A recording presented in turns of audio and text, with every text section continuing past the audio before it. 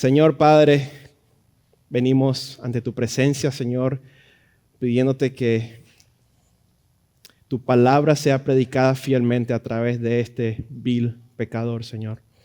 Reconozco mi debilidad, Señor, y mi incapacidad de poder expresar, Señor, de forma clara las riquezas, las abundantes riquezas que se encuentran ahí, Señor, que revelan tu carácter, que revelan tu amor, tu bondad.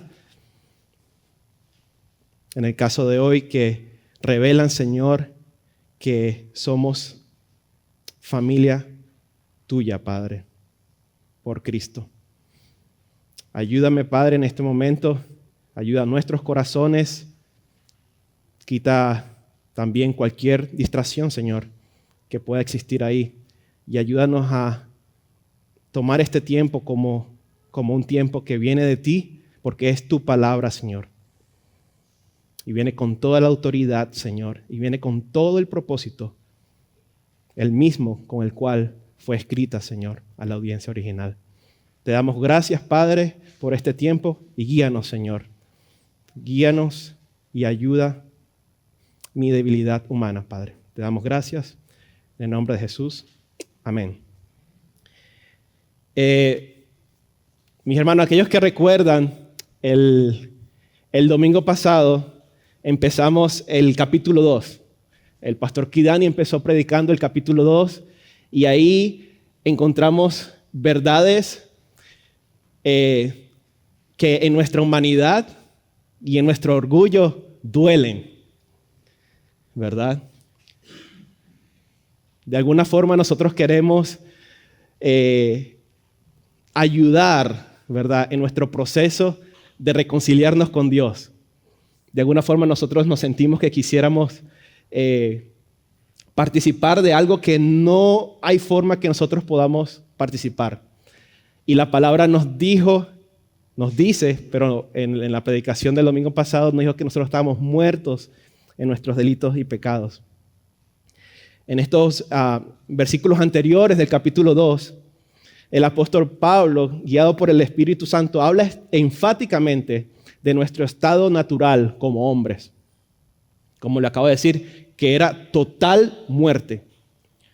Nosotros estábamos muertos para con Dios, ¿verdad? Porque quizás alguno de nosotros hayamos pensado de decir muertos, pero yo tengo sentidos vitales, yo tengo un latido, mi corazón late. ¿Cómo que estoy muerto? Bueno, estábamos muertos para con Dios. Y eso a causa de nuestros delitos y pecados. Pero no termina ahí. Dios cambió nuestra realidad. Dice el versículo 4 del capítulo 2, dice, pero Dios, que es rico en misericordia, por causa del gran amor con que nos amó, aun cuando estábamos muertos en nuestros delitos, nos dio vida juntamente con Cristo. Por gracia, ustedes han sido salvados, ¿verdad? Mi hermano, esto es una verdad maravillosa y profunda que nos tomará toda una eternidad comprenderla. Así que si esto de alguna forma no produce lo que usted piensa que debe producir en su interior, el Señor sigue siendo bueno y seguimos siendo recipientes de su gracia. Es una verdad maravillosa, lo es. Pablo aborda este tema ahora en los versículos que vamos a ver a continuación desde un ángulo de los gentiles, ¿verdad? En los versículos anteriores Pablo hablaba del hombre en general y el hombre en ese caso estaba constituido por dos grupos de personas, los judíos y los gentiles. En los versículos de hoy Pablo va a estar hablando específicamente acerca de los gentiles, nosotros. Es como si Pablo contestara la inquietud por parte de los gentiles, la siguiente inquietud. Pablo, es maravilloso saber lo que tú dices. Es decir, que la misericordia de Dios nos alcanzó y que somos salvos por gracia. Eso es maravilloso. Que aun cuando estábamos muertos en nuestros delitos, Dios nos dio vida juntamente con Cristo. Y que con Él nos resucitó y nos sentó en lugares celestiales. Es maravilloso saber esta verdad. Pero Pablo, ¿cómo viviremos de ahora en adelante? ¿Y qué acerca de la gran separación entre nosotros y los judíos? Mis hermanos, aquí es donde la frase "a Dios no se le escapa nada" cae como anillo al dedo. El tema que vamos a estar hablando hoy, mis hermanos, se trata sobre Pablo respondiendo esta inquietud a los gentiles. Y según nuestro contexto, va a ser un poco quizás trabajoso para nosotros ponernos en los zapatos de los gentiles y lo que ellos estaban atravesando dentro de la sociedad donde Dios los había puesto. Pero la palabra nos da mucha ayuda y yo espero, mis hermanos, que en el día de hoy todos estos detalles históricos que encontramos en la palabra nos ayuden a tener una imagen mucho más colorida y clara de lo que era ser un creyente gentil, ¿verdad? Y nosotros, mis hermanos, estamos totalmente identificados. O sea, si a nosotros nos fueran a poner en un grupo, a no ser que usted tenga una descendencia judía directa, si usted lo fueran a poner en un grupo, está, no sé, 99% prácticamente que usted va a ir al bucket de los gentiles. No lo van a poner en los judíos. El título, mis hermanos, de este sermón es "De extranjeros a ciudadanos y familia de Dios". De extranjeros a ciudadanos y familia de Dios. Y veremos esto en 3 puntos. Veremos cómo Dios en Cristo nos lleva de extranjeros a ciudadanos en 3 puntos. El primer punto será separados de Dios y sin esperanza. Separados de Dios y sin esperanza. El segundo punto que estaremos viendo es hechos un solo pueblo por medio de Cristo. Y el tercer punto, mis hermanos, y con esto cerraremos, somos la familia de Dios. La idea central, mis hermanos, para el día de hoy es la siguiente. En Cristo tenemos paz para con Dios y los hombres. Y ahora somos de la familia de Dios. Es decir, como siempre recordamos, si hay algo que usted se quiere llevar para su casa, va a ser la idea central, ¿verdad? Y les pido por favor que se lleven esto con ustedes, que en Cristo nosotros tenemos paz con Dios y con los hombres, y ahora somos familia de Dios. Ahora, comencemos con nuestro primer punto, mis hermanos. Separados de Dios y sin esperanza. Separados de Dios y sin esperanza. Y ahí, mis hermanos, vamos a poner nuestra atención en el versículo 11 y 12. Acompáñenme ahí. 11 y 12. Dice así: Por tanto, recuerden que en otro tiempo, ustedes los gentiles en la carne, que son llamados incircuncisión por la tal llamada circuncisión hecha en la carne por manos humanas. Recuerden que en ese tiempo ustedes estaban separados de Cristo, excluidos de la ciudadanía de Israel, extraños a los pactos de la promesa, sin tener esperanza y sin Dios en el mundo. Este es el estado, mis hermanos, del gentil, ¿verdad? Separados de Cristo, excluidos de la ciudadanía de Israel, extraños a los pactos, sin esperanza y sin Dios en el mundo. Pablo les recuerda a los creyentes de Éfeso la pasada condición, tanto social como espiritual, que produjo enemistad entre ellos y los judíos, mis hermanos. Y aquí les pido su atención para que vayan viendo todos estos datos que, con toda razón, mis hermanos, los gentiles se sentían como se sentían y vivían como vivían. Los judíos eran personas que históricamente conformaron el pueblo de Dios. Es decir, fue Israel el pueblo de Dios que Dios escogió para rebelarse, para demostrar su poder, para dar su ley y además para llevar sus planes adelante. Entonces, para Dios, como autor de la palabra, era de suma importancia que Pablo abordara este tema para los gentiles. Es decir, desde un plano vertical, nosotros como creyentes fuimos reconciliados con Dios. Pero también desde un plano horizontal, nosotros fuimos hechos un solo pueblo. Esa es la obra de Cristo para nosotros. Si la fuéramos a resumir, tiene esos dos componentes. Es el deseo de Pablo que los creyentes de Éfeso recuerden que en otro tiempo pasado, ellos eran gentiles y todas las implicaciones que eso tenía para ellos. Ahora, mis hermanos, esto quizás sea doloroso. Muchas veces nosotros lo que menos queremos recordar es nuestro pasado, generalmente cuando trae malos recuerdos. Generalmente cuando trae malos recuerdos. Es algo que incluso la misma sociedad te lo dice, ¿no? Hay dichos como que pasa la página, ¿verdad? Y cuántos otros dichos que puedan existir. Pero recuerden esto, mis hermanos, y esta es la intención de Pablo al decir, recuerda. Dice, el recordar nuestro pasado nos ayuda a poder comprender con mucha más claridad nuestro presente. En el caso de los creyentes de Éfeso, detenerse a pensar sobre sus vidas en otro tiempo y contrastarlas con su nueva realidad en Cristo, produciría en ellos un sentido de agradecimiento y un deseo de vivir el Evangelio fielmente. Ese era el deseo de Pablo. No era un deseo como de pisotearlos. Ustedes eran incircuncisos, ¿verdad? No tenían esperanza, no tenían Dios. Como si alguien fuera a decir que ellos eran menos merecedores del favor de Dios. No, esa no es la intención de Pablo. La intención de Pablo, como acabamos de decir, era traer un tema de mucha importancia al tapete. Y esto hay que hablarlo y Pablo, inspirado por el Espíritu Santo, lo hace. En el mejor de los casos, entre judíos y gentiles lo que existía era una marcada diferencia, en el mejor de los casos. Pero va mucho más allá de una marcada diferencia. Los gentiles eran despreciados y burlados por los judíos por no poder conformarse al estándar de Dios, es decir, a los mandamientos y a la ordenanza de Dios. Para los judíos, los gentiles eran personas que debían evitarse a todo costo. No querías tener trato ni roce con ellos. Sin embargo, aunque los judíos eran el pueblo escogido de Dios, esto no significaba que ellos fueran automáticamente fieles con Dios.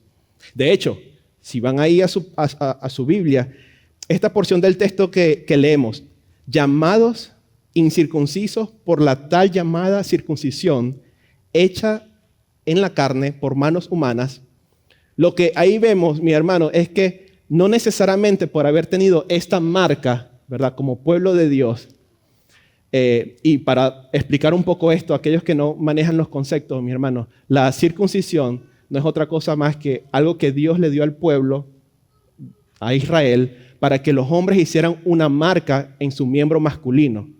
Y eso los separaba, los identificaba como algo apartado para Dios, ¿verdad? Y creaba una diferencia entre ellos y el resto de la humanidad. De hecho, como decía, el hecho que ellos recibieran esta marca, mis hermanos, del pacto de Dios, no era una prueba de que estas personas estaban viviendo una fe que glorificara a Dios.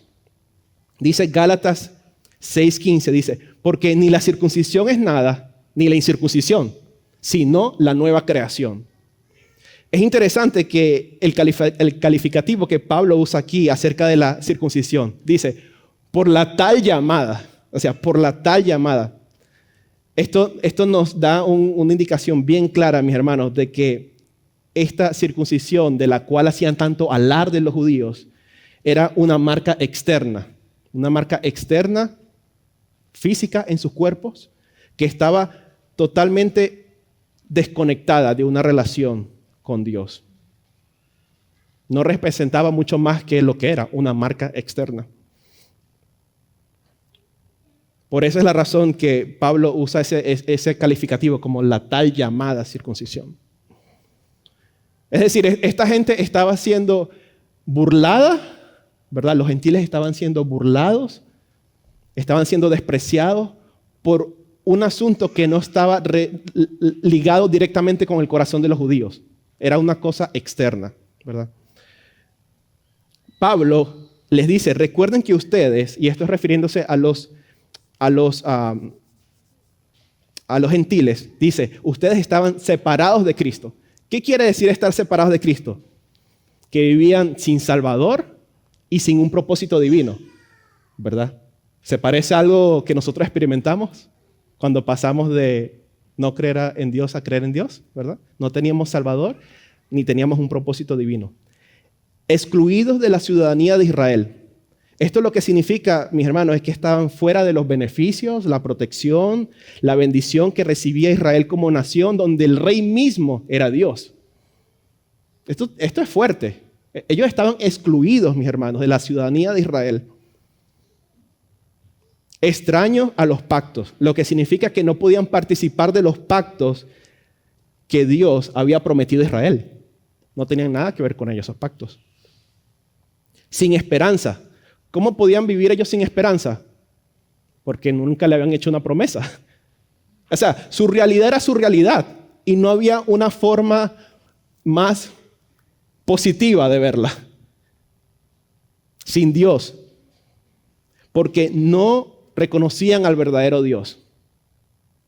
Aunque la promesa de Dios incluía a los gentiles, mis hermanos, no podemos olvidar ese dato. Pero ellos no lo sabían. En Génesis 12:3, no lo tienen que buscar, una porción de Génesis 12:3 dice que en ti serán benditas todas las familias de la tierra. Es decir, que esa promesa que Dios le da a Abraham incluía a los gentiles. Esa es la razón por la cual hoy somos creyentes nosotros, ¿verdad? Pero eso era algo que ellos no lo vivían, no lo comprendían, no lo sabían. Entonces, como dice Pablo aquí, ellos estaban sin esperanza. Quiero traer una aplicación temprana en cuanto a recordar, mis hermanos. No te canses de recordar tu estado antes de Cristo. Tú y yo, me incluyo, estábamos sin esperanza y distantes de las promesas de Dios. Recordar lo que Dios hizo a nuestro favor, lo que hará es magnificar la gracia, la misericordia de Dios. Y nos hará valorar con mucha más profundidad nuestra realidad en Cristo. Incluso mientras Dios nos sostiene en este lado de la eternidad.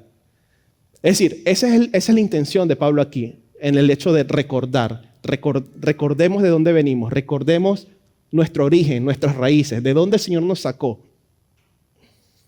Entonces nosotros, gentiles, antes de Cristo, estábamos alejados, estábamos excluidos de cualquier posibilidad de tener una relación con Dios como la que Israel tenía. Totalmente excluidos. Ahora, la experiencia que nosotros teníamos como gentiles, la experiencia más cercana a Dios, era ver a Dios obrar, ¿verdad? Para bendición o para maldición para con Israel. Esa era la experiencia más cercana que nosotros teníamos como gentiles. Ver cómo Dios obraba, cómo Dios movía a Israel, por dónde lo metía o de qué lío lo sacaba, o cómo Israel caía y cómo Dios lo levantaba. Éramos espectadores, pero no podíamos participar de ninguna manera de eso, mis hermanos. Ahora vemos cómo Dios en Cristo intervino para cambiar esa realidad en nosotros.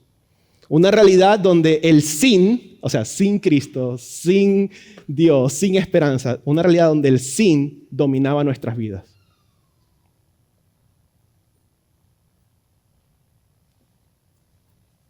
Entonces, en este momento, mis hermanos, yo creo que lo que queremos que se quede ahí en nuestra mente es recordar. Recordar de dónde Cristo, ¿verdad? De dónde Cristo nos sacó. De una vida totalmente sin esperanza y sin Dios. Yo creo que esto es una terrible realidad para muchas personas en la cual nadie quisiera estar. Nosotros estuvimos en algún momento, mis hermanos, en esa oportunidad, en esa situación. Y es algo, mis hermanos, que no queremos estar por el simple hecho de no tener esperanza de un mejor mañana. Pero ¿saben qué, mis hermanos? La historia no termina ahí. Dios en Cristo intervino en la historia. Lo que nos hace pasar a nuestro segundo punto, mis hermanos. Hechos un solo pueblo por medio de Cristo. hechos un solo pueblo por medio de Cristo. Y leo el versículo 13. Dice así, síganme ahí mis hermanos con sus Biblias. Pero ahora en Cristo Jesús, ustedes refiriéndose a nosotros como gentiles, que en otro tiempo estaban lejos, han sido acercados por la sangre de Cristo. Porque Él mismo es nuestra paz y de ambos pueblos hizo uno, derribando la pared intermedia de separación, poniendo fin a la enemistad en su carne, la ley de los mandamientos expresados en ordenanzas, para crear en Él mismo de los dos un nuevo hombre, estableciendo así la paz y para reconciliar con Dios a los dos en un cuerpo por medio de la cruz, habiendo dado muerte en ella a la enemistad. Y vino y anunció la paz a ustedes que estaban lejos y paz a los que estaban cerca. Porque por medio de Cristo los unos y los otros tenemos nuestra entrada al Padre en un mismo espíritu. Bueno, esto quizás suene como una ensalada que contiene un montón de cosas. El Señor nos ayude a ver las riquezas que están ahí. Pero vamos a continuar. Es evidente que el estado de los gentiles sin Cristo y sin esperanza y sin Dios era una terrible condición en la cual nadie quería estar. Y lo más terrible de esto, mis hermanos, es que esta era una condición que era incambiable, humanamente hablando, ¿verdad? No hay nada más terrible de estar en una situación de este calibre y tú no poder hacer nada. Esta era una condición incambiable humanamente hablando. Solo Dios podía intervenir con poder y cambiar el destino de nosotros, los gentiles. Y es exactamente eso lo que hace Dios, mis hermanos. Es exactamente eso. En su soberana voluntad, Él obra a través de Cristo para solucionar ese problema de enemistad que estábamos hablando. Pablo dice, pero, ¿sí lo ven ahí? Pero. Ahora, este pero, mis hermanos, es un pero paralelo al que hallamos nosotros ahí en el versículo 4. ¿Sí recuerdan? Que nos venía diciendo que nosotros estábamos muertos en nuestros delitos y pecados, que estábamos muertos para con Dios, que éramos hijos de desobediencia, ¿verdad?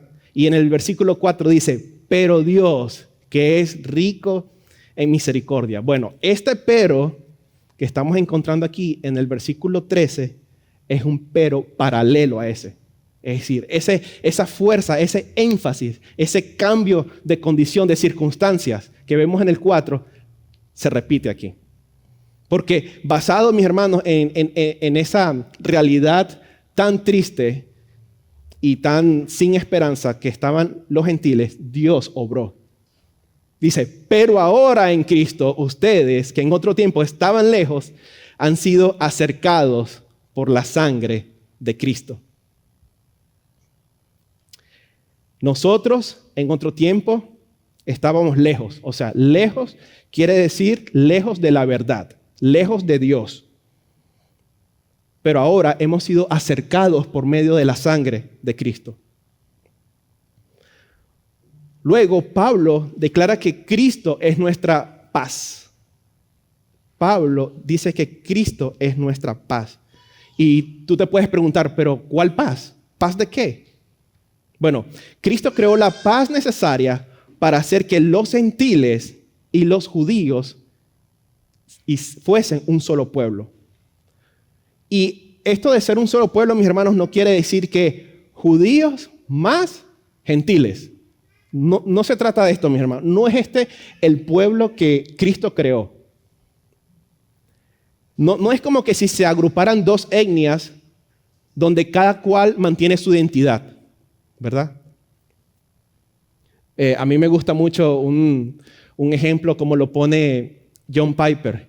John Piper lo pone de esta manera. Es como que si tú jugaras para un equipo, ¿verdad? Vamos a decir un equipo de béisbol. No voy a dar nombres para no afectar a ninguno de ustedes. Hay gente que son fanáticos aquí. Es como si usted jugara para un equipo de béisbol, ¿verdad? Y cosas pasaran, ¿verdad? Que usted pasa y ya no juega con ese equipo, sino que ahora usted juega con este otro equipo. Es decir, ahora usted es un jugador de este equipo. O sea, no es como que usted lo trajeron y se trajo hasta el uniforme y cuando usted juega con el uniforme del otro equipo. No, es que usted ahora pertenece a este equipo. Entonces, en este sentido, mis hermanos, cuando Dios en Cristo de los dos pueblos creó uno, mis hermanos, no es como que a los dos los pusieron en un bucket, sino que Cristo hizo de los dos un solo pueblo. Para los gentiles todos los sin quedaron atrás. Ahora gozamos de esperanza, tenemos al único Dios y tenemos un Salvador, mis hermanos. Qué privilegio tan grande, mi hermano. Qué privilegio tener acceso a Dios. Yo quiero que esta imagen, mis hermanos, vaya tomando cada vez más claridad en su mente de que nosotros no teníamos acceso a Dios. No había forma. La misma ley, y lo vamos a ver un poco más adelante, nos separaba, hacía una distinción muy clara entre nosotros y el pueblo de Dios. Mis hermanos, Cristo con su sangre pagó por nuestros pecados al morir en la cruz, judíos y gentiles por igual. O sea, aquí lo que estamos viendo, mis hermanos, es que a diferencia a el concepto o lo que se creía humanamente de que los judíos tenían un estatus mucho más alto que los gentiles simplemente el hecho de estar circuncidados, ¿verdad? O por tener una historia larguísima de miles de años como pueblo de Dios, ¿verdad? Aquí lo que vemos en el texto, mis hermanos, es que nosotros, junto con los judíos, fuimos acercados a Dios por medio de la sangre de Cristo. También vemos una referencia ahí, mis hermanos, a una pared intermedia. Una pared intermedia. Lo pueden ver ahí en su texto. Esta pared intermedia, mis hermanos, en el versículo 14, derribando la pared intermedia de separación. Esta pared intermedia, mis hermanos, se cree que hace referencia a una pared literal que existía en el templo. Y esto es para ayudarnos a traer mucha más color a esta imagen que queremos pintar en nuestra mente. Mis hermanos, en el templo había una pared que separaba a los gentiles de los judíos. Tú como gentil creyente, había un punto donde te decían, hasta aquí llegas tú, detente, no puedes pasar más. Y tenemos datos que hablan de que habían letreros que impedían el paso y advertían que el pasar ese límite podía constituir en tú perder la vida. Entonces, esto fue la enemistad, la pared intermedia que Cristo derribó. Era un asunto, mis hermanos, espiritual, pero un asunto también social, que era palpable. Y por eso damos gracias a Dios por su palabra que es tan oportuna, mis hermanos. Y hoy hablábamos en la clase de membresía sobre la suficiencia de la palabra.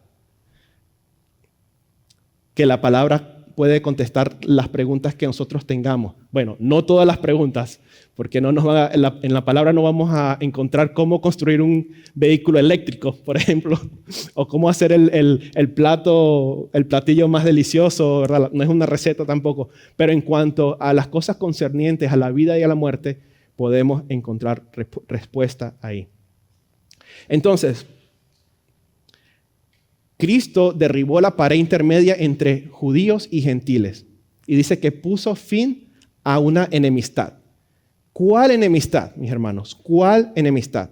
Bueno, la enemistad evidente y clara que había entre judíos y gentiles, pero también la enemistad entre hombres y Dios. Esto no es un asunto, mis hermanos, que solamente habla de un aspecto social, pero esto habla de un aspecto de nuestra relación con Dios. Existía una enemistad entre nosotros y Dios. Tenemos claras evidencias de eso en la palabra. Entonces, la enemistad entre judíos y gentiles y la enemistad en contra de Dios. Entonces, desde un punto de vista vertical y horizontal, la ley representaba enemistad para nosotros, desde un punto de vista horizontal y vertical también. Los judíos habían sido diferentes a los gentiles en religión, en forma de vestir, en alimentación y en leyes. La ley hacía una distinción bien clara entre estos dos grupos. Por ejemplo, las leyes alimenticias le recordaban a los judíos que Dios había establecido diferencias entre lo limpio y lo inmundo. Pero los gentiles no obedecían estas leyes, por lo tanto, ellos se convertían en inmundos. ¿Verdad? La misma ley que separaba al gentil del judío, esa misma ley separaba al hombre de Dios. Porque lo que Dios está revelando en su ley es su carácter, su santidad. Entonces, al Dios dar esta ley al pueblo de Israel, al mismo tiempo no solamente separaba a los hombres, pero separaba también al hombre de Dios en su condición pecadora. Ahora, como encontramos ahí, dice, Cristo es nuestra paz porque Él abolió las leyes ceremoniales, fiestas, sacrificios y todas estas cosas, mis hermanos. La palabra abolir simplemente significa hacer nulo. Cristo hizo nulo todas estas leyes que se ponían de entremedio entre Dios y el hombre y entre los hombres en sí mismos. Ahora, Cristo es nuestra paz y la ley ya no rige más sobre judíos y gentiles. Ahora es Cristo nuestro Salvador, es Cristo el Dios y Salvador de los creyentes y ya nosotros no estamos bajo la ley, pero estamos bajo la gracia. Esto nos recuerda, mis hermanos, el momento cuando Cristo muere en la cruz y el velo es rasgado. Ahora, por el sacrificio perfecto de Cristo, nosotros tenemos entrada a Dios, al trono de la gracia. Y podemos decir con toda seguridad, mis hermanos, que hemos sido reconciliados con Dios y con los hombres, judíos y gentiles. Cristo creó en Él mismo de los dos un nuevo hombre, estableciendo así la paz. Y esto, mis hermanos, es lo que nos puede ayudar a entender cómo era necesario que Dios nos diera un corazón nuevo y pudiéramos nacer de nuevo. No era un asunto de que nos echaran como un perfumito por fuera o que nos cambiaran de una vestidura que no oliera tan mal. Es que Dios hizo un nuevo hombre de judíos y gentiles, trajo unidad. De donde había separación y discordia, Dios trajo unidad y amistad. Si tú estás aquí hoy y Dios no es el Señor de tu vida, quien gobierna tu caminar, tus decisiones, tus acciones, entonces estás alejado de Dios. Es decir, esta realidad de distanciamiento, de lejanía de la verdad, es tu realidad hoy. Eres enemigo de Dios y no existe paz entre tú y Dios, ni entre tú y los hombres. Y eres objeto de la ira de Dios. Bueno, esto no lo digo yo, esto lo dice la palabra de Dios. Pero Cristo murió por nuestros pecados. El Padre lo resucitó con poder, derrotando así no solo la muerte, pero también resucitó. Eso es lo que celebramos hoy, mis hermanos, con la Santa Cena. Ahora, yo te pido que si tú estás en esa condición, alejado de Dios, yo te pido que tú ores a Dios, le pidas a Dios que te ayude con claridad a ver tu pecado, que ayude con claridad a ver tu maldad, la que está ahí, que es parte tuya, que la justificas, que la haces parte de ti, la que dices que, pero es que yo nací así. Yo te ruego que vengas a Dios en arrepentimiento y fe y abraces el regalo de la salvación que está disponible en Cristo Jesús. El versículo 16 resalta, y para reconciliar a Dios, a los dos en un cuerpo por medio de la cruz, habiendo dado muerte en ella a la enemistad. Una palabra muy importante aquí, mis hermanos, reconciliar. Versículo 16. Dice, y para reconciliar con Dios a los dos en un cuerpo por medio de la cruz, habiendo dado muerte en ella a la enemistad. La palabra reconciliar, mis hermanos, significa juntar de nuevo. Juntar de nuevo, con el propósito de restablecer la unidad. Y aquí podemos ver, mis hermanos, los daños profundos, serios y tremendos que hace el pecado, mis hermanos. Es Dios encargándose de juntar de nuevo lo que se había separado.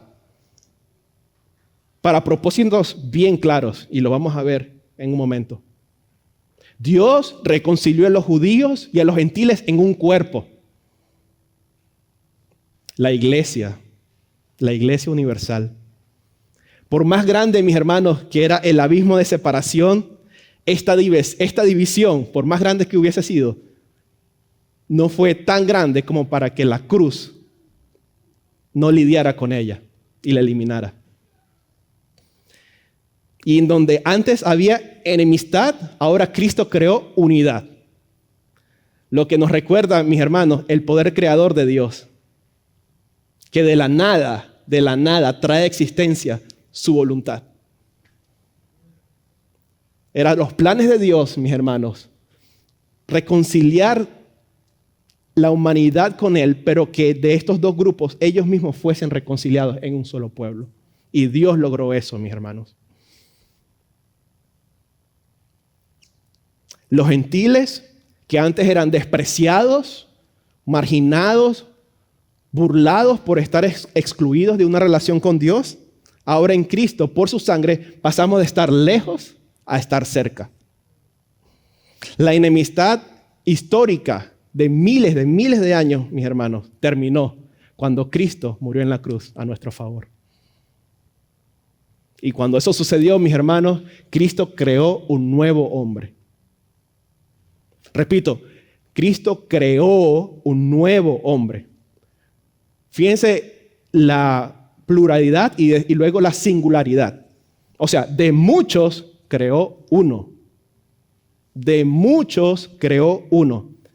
Indicando que ya no hay más diferencias o estatus con respecto a Dios. Es uno solo. Ya no existen diferencias, privilegios que favorezcan a uno o al otro. Porque en Cristo somos un solo cuerpo. Y en Cristo todos, en esa unidad, tenemos acceso al Padre por un mismo espíritu. Entonces, mis hermanos, es esta la paz que Cristo hizo. Y sin Cristo no hubiese sido posible. Cuando la palabra dice ahí que Cristo hizo, esa palabra hizo, lo que quiere decir es que Cristo creó, ¿verdad? Ahí estuvo envuelto el poder creador de Dios para crear de dos pueblos enemistados uno.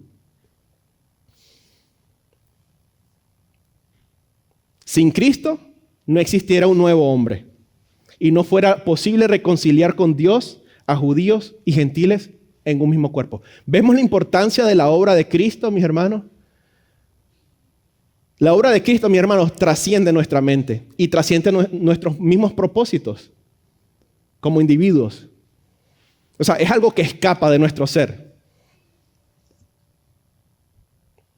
El resultado de la victoria de Cristo en la cruz no es que no solamente encontramos perdón para nuestra culpa y tenemos paz para con Dios, pero también ahora todos los creyentes somos hechos un solo cuerpo. Y ahora tenemos paz para con los hombres. La pregunta que necesariamente nos hacemos ahora es la siguiente. Reconciliados en un cuerpo, suena muy bien. Suena a paz, suena a unidad, suena a no más conflicto. Pero reconciliados en un cuerpo, ¿para qué? ¿Con qué fin? ¿Termina ahí la historia o continúa? Bueno, mis hermanos, la historia continúa porque Dios no dio a su Hijo para que fuese humillado, maltratado, herido, muerto, asesinado en una cruz, para solamente que la historia terminara ahí. Veamos en nuestro siguiente punto, la respuesta a esa pregunta, mis hermanos. Y este es nuestro tercer punto del día de hoy.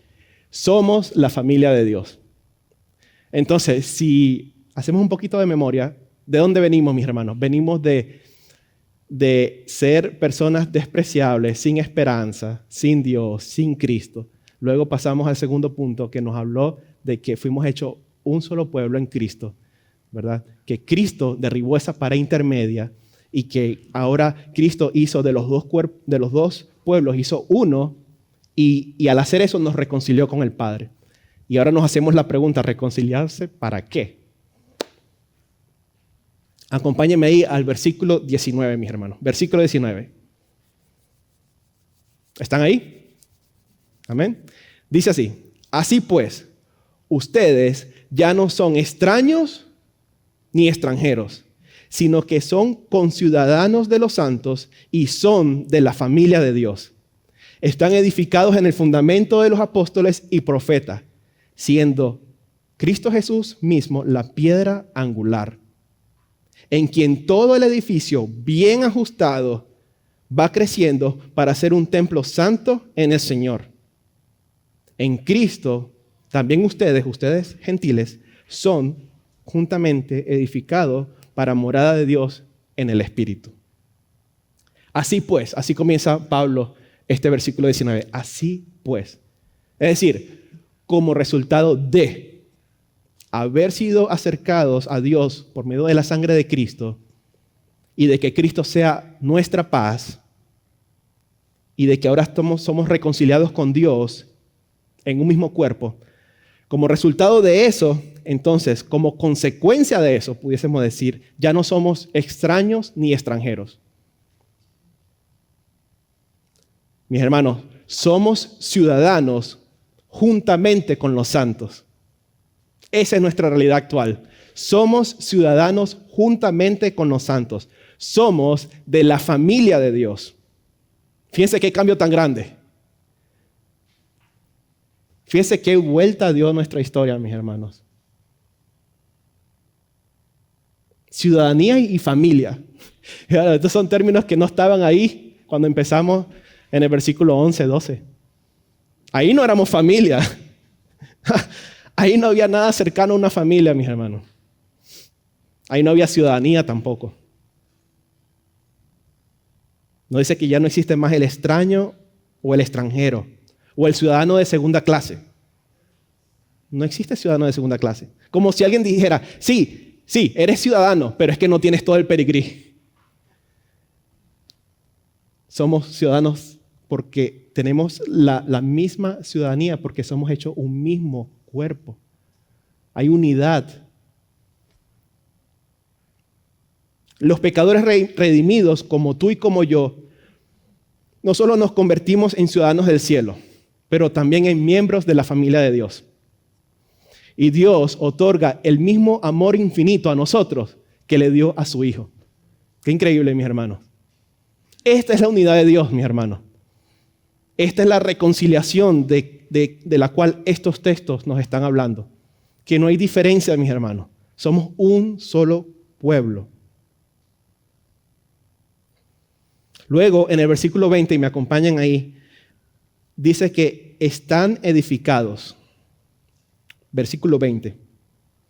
Dice, están edificados sobre el fundamento. ¿Quiénes están edificados? Nosotros. Nosotros estamos edificados sobre el fundamento de los apóstoles y profetas, siendo Cristo mismo la piedra angular.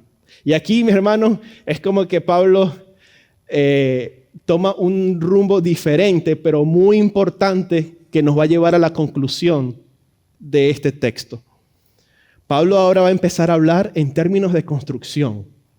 Empieza a hablar de fundamento, empieza a hablar de piedra angular, empieza a traer incluso a los apóstoles y a los profetas. Qué cosa más interesante.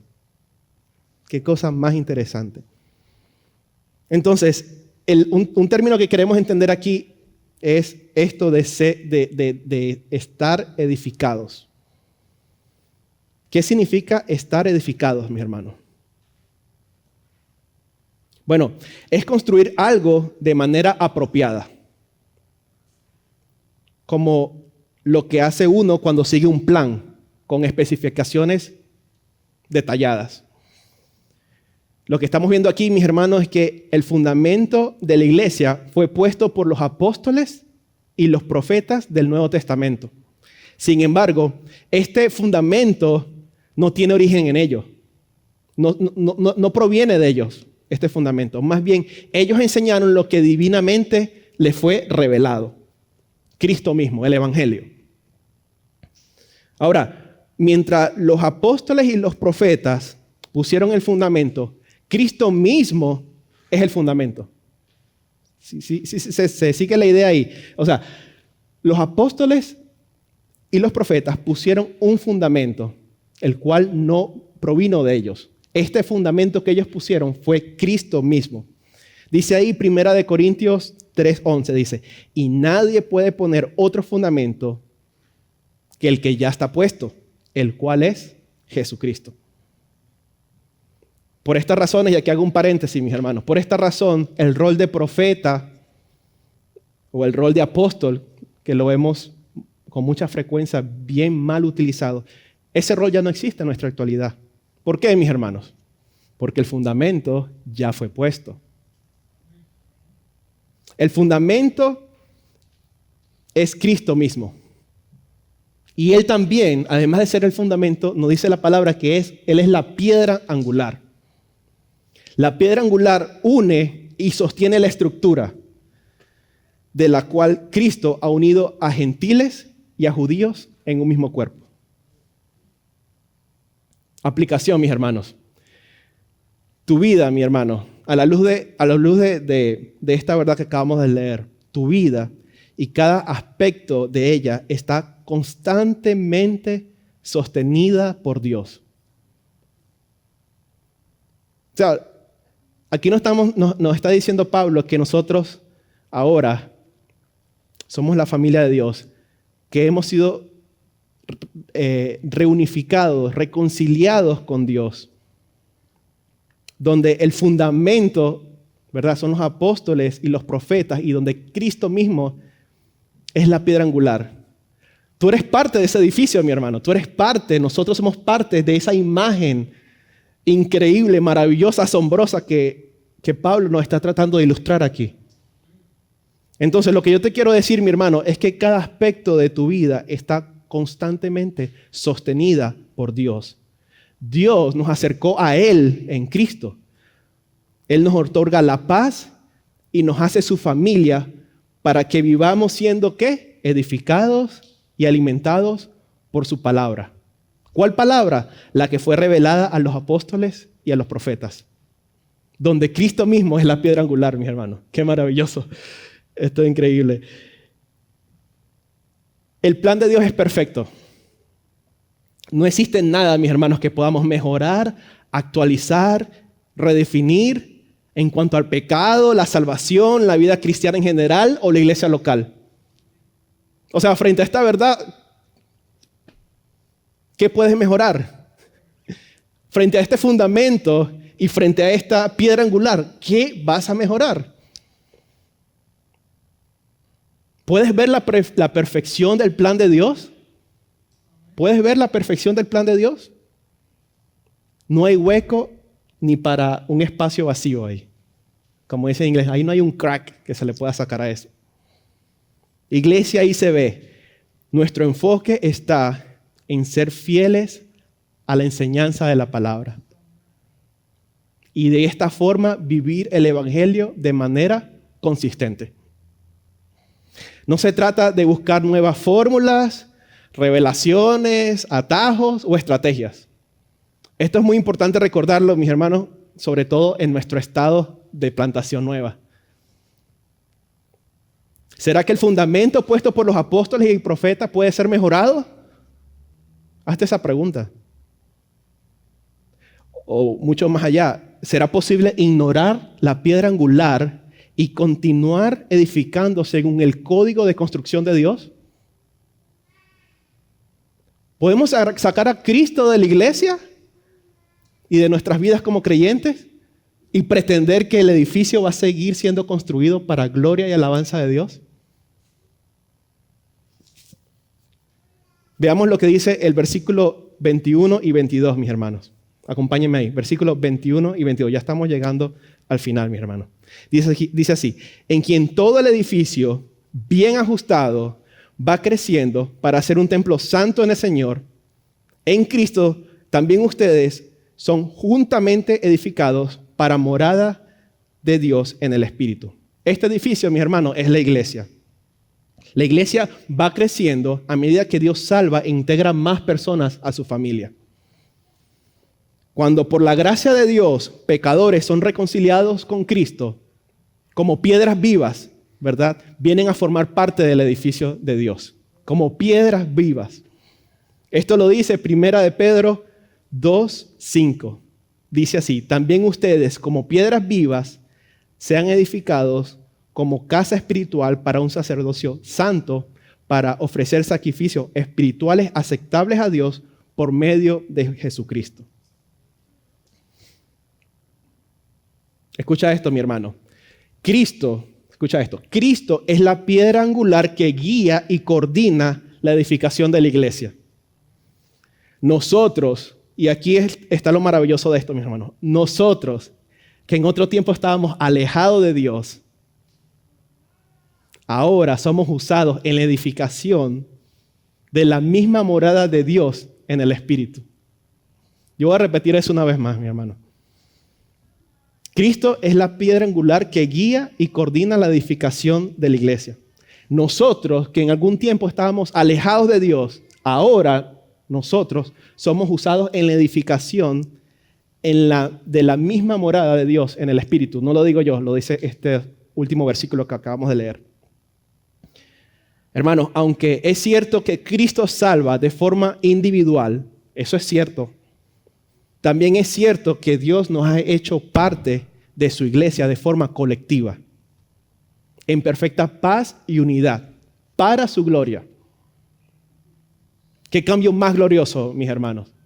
¿Qué cambio más glorioso? O sea, antes nosotros no teníamos esperanza y ahora nuestra esperanza es Cristo. Y que seamos utilizados de esa manera tan llena de gracia y misericordia de parte de Dios, trasciende nuestro corazón, nuestra mente, nuestros propósitos.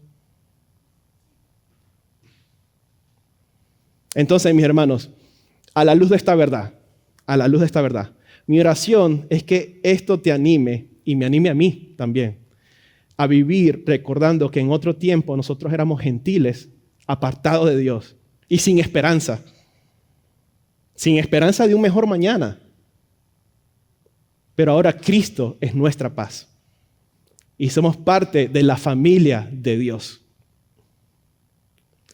La iglesia con I mayúscula, en esta imagen amplificada de la iglesia universal.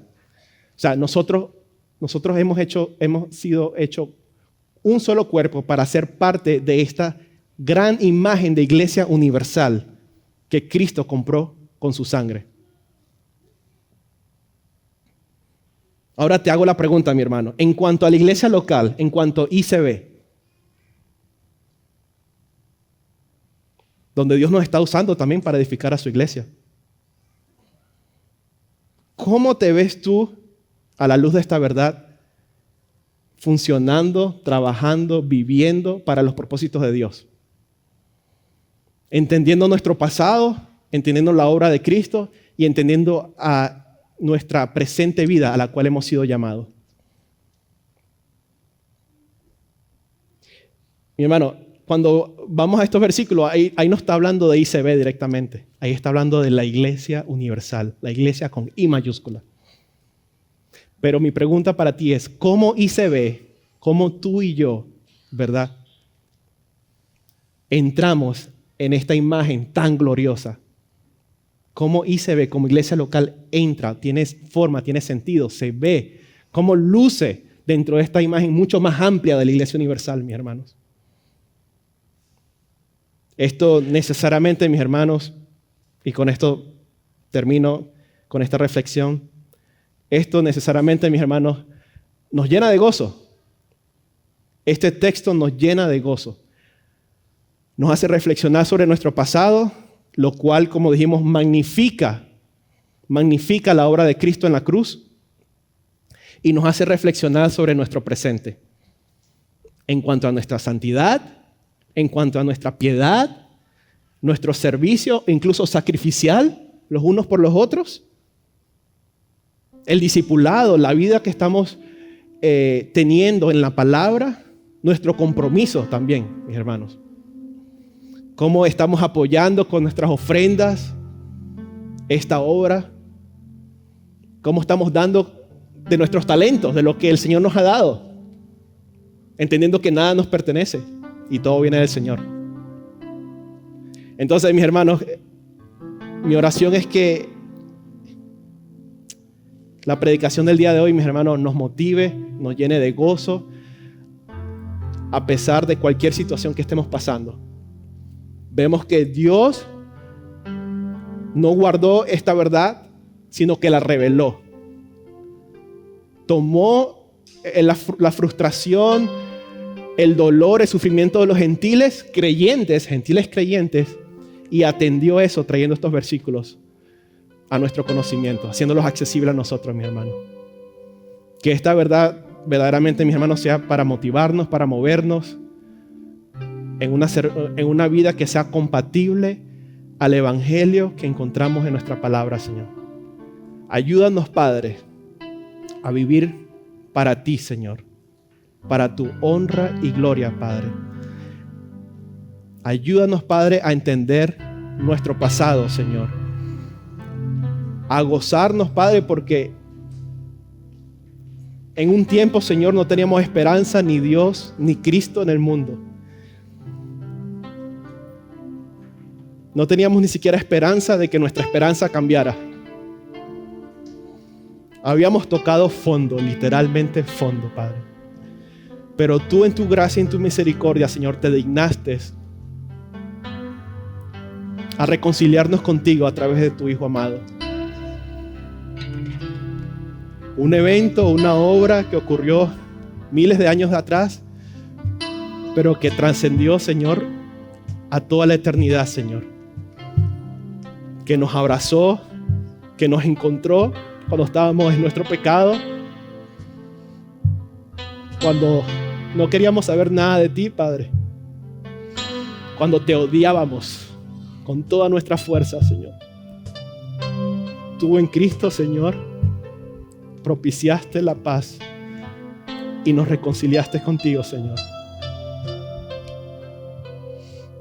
Qué bendición tan inmerecida, Padre. Y que ahora estemos aquí reunidos como ICB, como una iglesia local que hace eco, que refleja de forma visible las verdades de este texto, Señor. Nos anima, nos mueve a vivir para ti, Señor.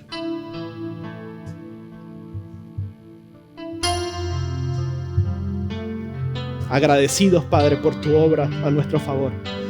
Agradecidos, Señor. Úsanos, Señor.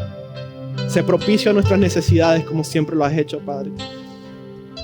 Ayúdanos a ver todas las riquezas que tenemos disponibles en ti, Padre. Para nuestro sufrimiento, para nuestro caminar como creyentes, para que estemos cada vez más alejados del pecado y que nuestra piedad, Señor, sea algo que sea más y más visible por encima de nuestro pecado, Señor. Gracias, Padre, porque pasamos de no tener esperanza a que nuestra esperanza sea Cristo. Gracias, Padre, porque éramos extranjeros y ahora somos ciudadanos juntamente con todos los santos, Señor. Bendito sea tu nombre, Señor, en el nombre de Jesús. Amén.